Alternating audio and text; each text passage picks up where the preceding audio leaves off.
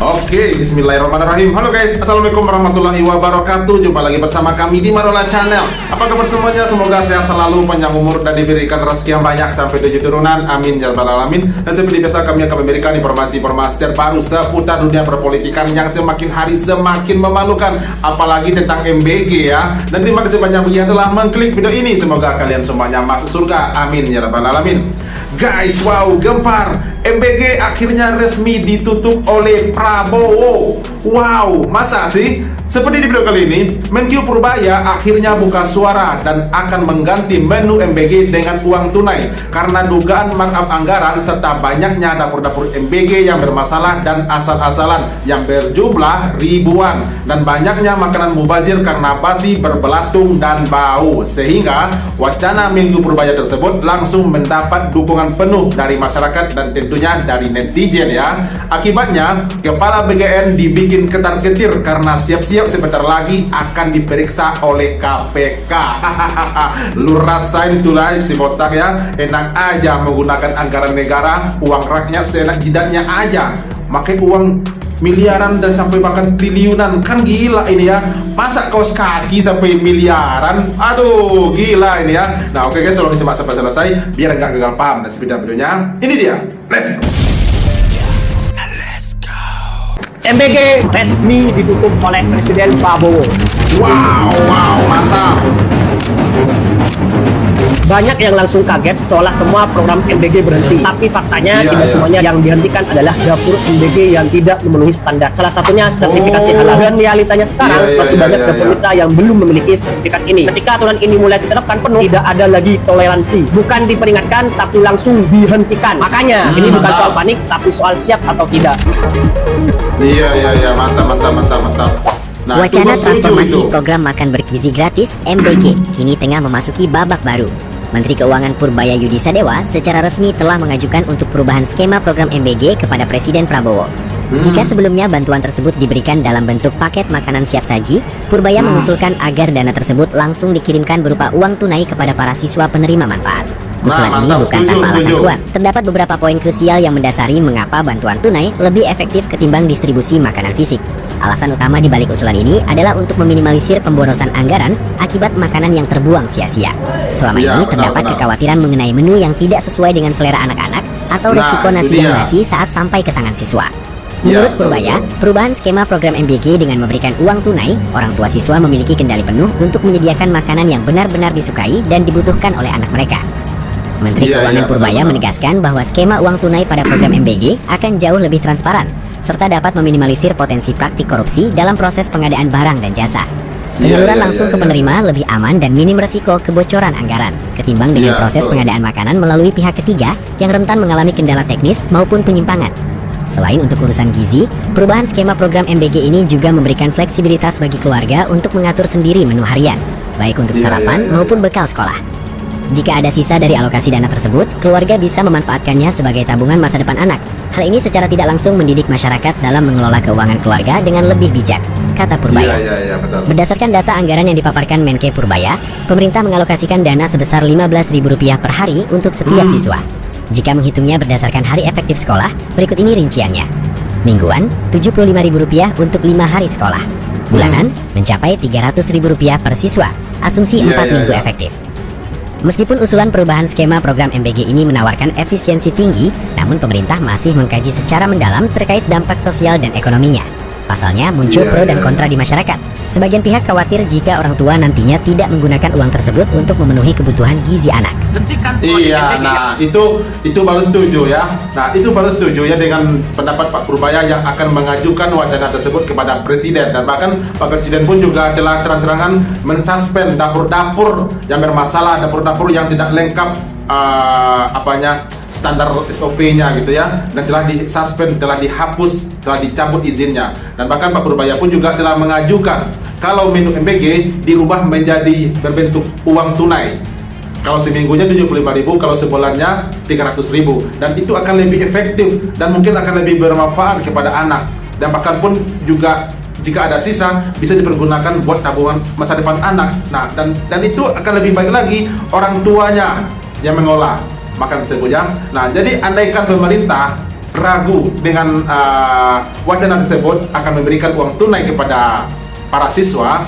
Nah, diberi sanksi kepada siswa. Bagi siswa yang tidak membawa bekal ke sekolah, tidak membawa makanan ke sekolah, tidak akan mendapat uang lagi atau jatah dari MBG lagi. Itu aja, selesai itu ya. Nah, jadi itu akan lebih efektif. Tidak ada markup anggaran, tidak ada korupsi, tidak ada pengadaan ini itu segala macam, dan kapan perlu dapur-dapur MBG itu dihapus aja semuanya.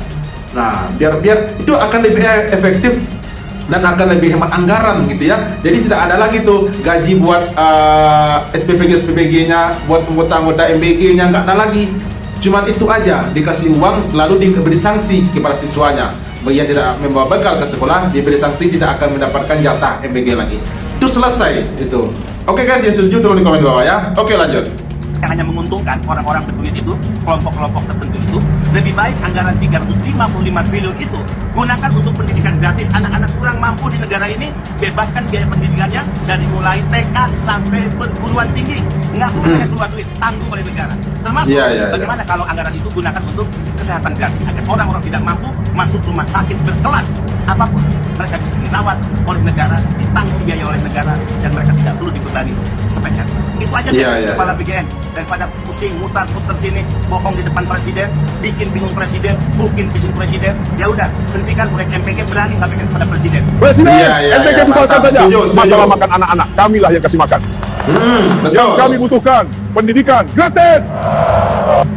Atau tidak, tapi MBG tetap berjalan. Saya bertanya kepada saudara-saudara, MBG bermanfaat atau tidak? Tidak. Hingga orang di belakang presiden tertangkap berkata, waduh.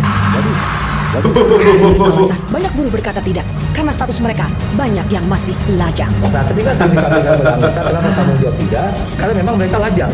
Dan bisa melihat video. Bentar guys. Lalu apa hubungannya dengan lajang? Apa hubungannya mereka menolak MBG dengan mengatakan tidak bermanfaat atau tidaknya? Tidak, kata mereka. Jadi apa urusannya dengan mereka lajang? Lalu dengan mereka lajang, terus MBG ini tidak bermanfaat gitu? Apa urusannya dengan mereka lajang? Yang jelas mereka para buruh, masyarakat umumnya itu lebih membutuhkan lapangan pekerjaan, pendidikan gratis dan kesehatan gratis. 3 poin itu sudah terpenuhi oleh pemerintah, itu sudah selesai, sudah aman itu warga, sudah anteng itu masyarakat, tidak ada lagi itu demo-demo. Ini MBG ditanya, ya jelas tidak bermanfaat lah. Secara uang negara dihabiskan 1 triliun lebih 1 hari, cuman buat jadi tai. Nah, kau sekarang menjilat aja lah kau.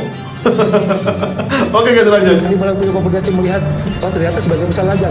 Sudah mendengarkan aspirasi rakyat secara langsung, tetapi BGN tetap memilih untuk membeli kaos kaki dan semir sepatu seharga 6,8 M untuk memperlancar distribusi MBG. Juga membeli tablet dan juga motor yang overpriced. Padahal kalau uang MBG dipakai untuk hal yang lebih menguntungkan, dengan anggaran fantastis 335 triliun, Indonesia bisa membuat ladang panel surya raksasa sebesar 20 surya dengan kapasitas pembangkitan sebesar 17 gigawatt seperti proyek Sankelo di Australia, atau membuat integrated waste facility seperti di Singapura yang bisa memproses 2,5 juta ton limbah padat per tahun dan menghasilkan listrik sehingga daerah di Indonesia tidak ada yang gelap lagi. Atau untuk mempertunjukkan marwah Indonesia di mata internasional. Dengan uang 335 triliun kita bisa membuat 14 gedung tertinggi di dunia dan menjadi macan Asia. Ya benar ya, itu benar. Jadi MBG biayanya yang dihabiskan 1 triliun per hari.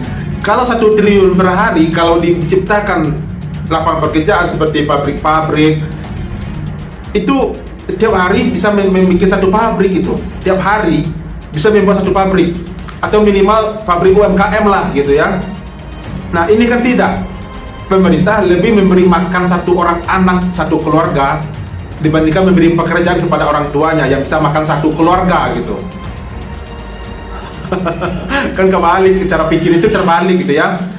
Kalau kita mau kasih orang itu bisa lebih bermanfaat, itu lebih baik ibarat kata jangan uang yang dikasih, lebih baik modal mereka dikasih gitu ya. Seperti kita memberi ibarat kata membantu seseorang, jangan diberikan ikan, tapi berilah pancing biar dia bisa menangkap ikan lebih banyak daripada ikan diberi gitu ya.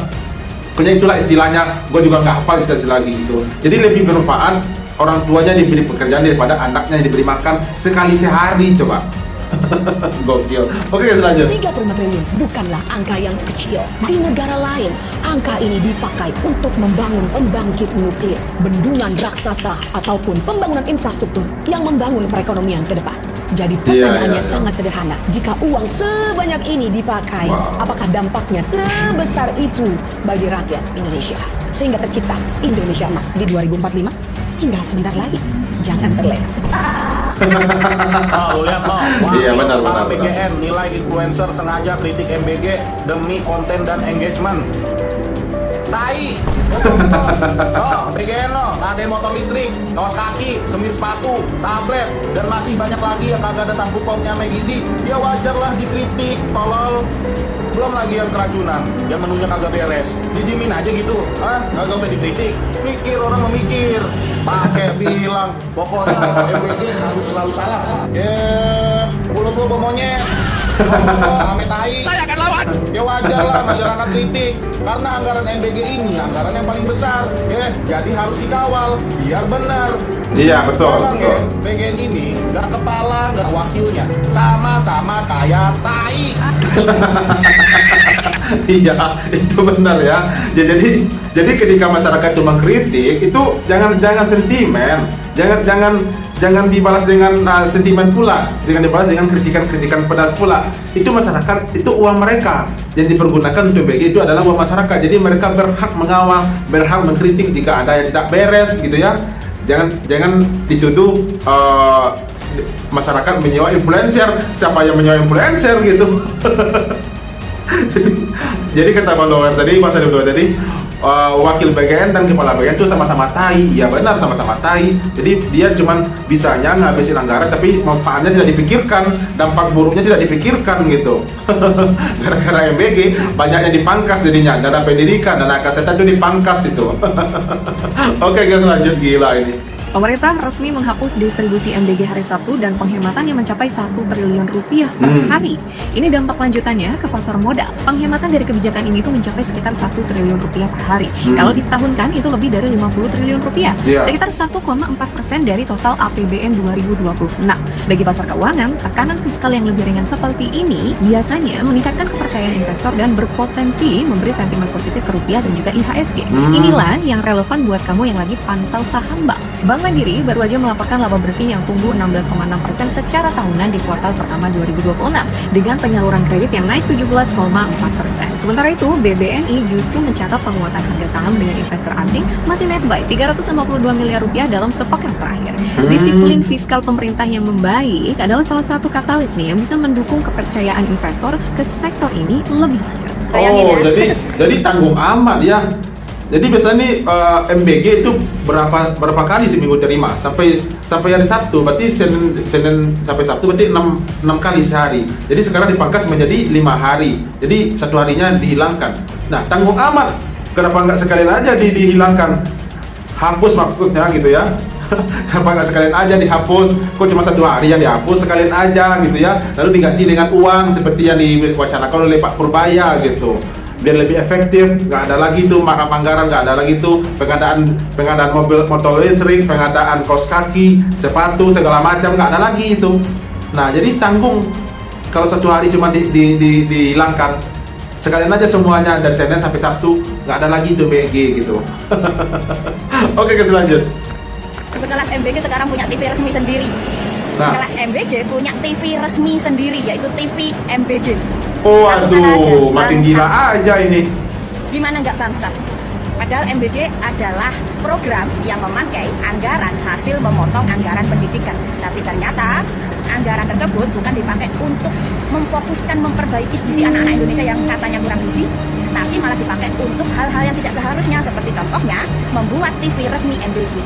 Tolol, pertanyaannya sekarang, siapa yang mau melihat TV MBG? Siapa? Bangsat. Ini, jangan bawa-bawa karena bicara politik. Ya ini, haji ditolong, haji dimaling. Kenapa? Karena agamanya nggak dibawa, cuma pakai kedok aja. Pakai peci, pakai baju koko, maling. Masuk DPR, bawa agamanya. Biar nggak jadi maling uang rakyat, nggak jadi tikus rakyat. Bawa agamanya. Jadi presiden, bawa agamanya. Kalau nggak bawa agama, ya gini. Jadi raja utang, jadi raja bohong, jadi raja nipu. Ini presiden kalau nggak bawa agama begini, menipu, pembohong, pendusta. Membangsat lo semua. Hidup Jokowi! Iya. Malah hidup Jokowi ya. Ya itu benar ya. Ya kita berharap jika benar informasi yang ada di video ini, kalau Pak Purbaya membuat sebuah wacana akan mengganti menu MBG yang tadinya berupa makanan lalu diganti dengan uang tunai yang diberikan kepada anak sekolah itu langsung cash gitu ya. Jika per minggunya 75.000 dan bahkan kalau per bulannya itu ada sampai 300.000 per bulan gitu ya.